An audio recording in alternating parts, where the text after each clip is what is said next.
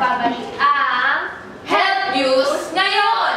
ngayon naman po ay makakapanayan po natin ang dalawang eksperto pagdating doon sa case ni Nanay Sabrina.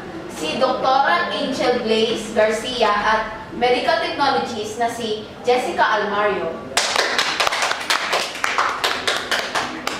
Magandang umaga po. Magandang umaga. Kamusta naman ang araw ninyo?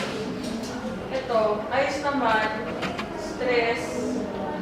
Buti naman po at tinanggap nyo ang aming paanyaya na makarating kayo dito sa aming programa na Isa Health po News. itong malaking karangalan. Para sa amin, sa rin maraming karangalan upang ibahagi at nagdagdag ng kaalaman sa ating mga manonood.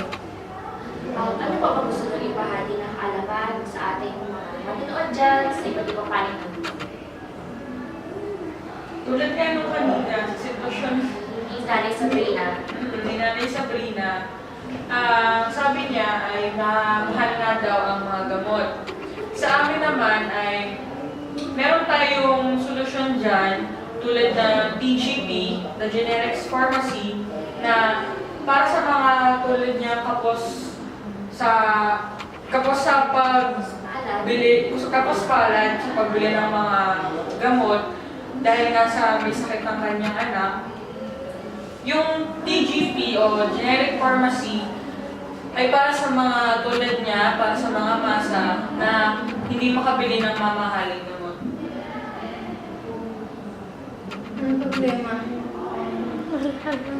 Nag-focus kasi lumalabo, lumilinaw. Oh, Mm-mm. kasi ngayon, Mm-mm.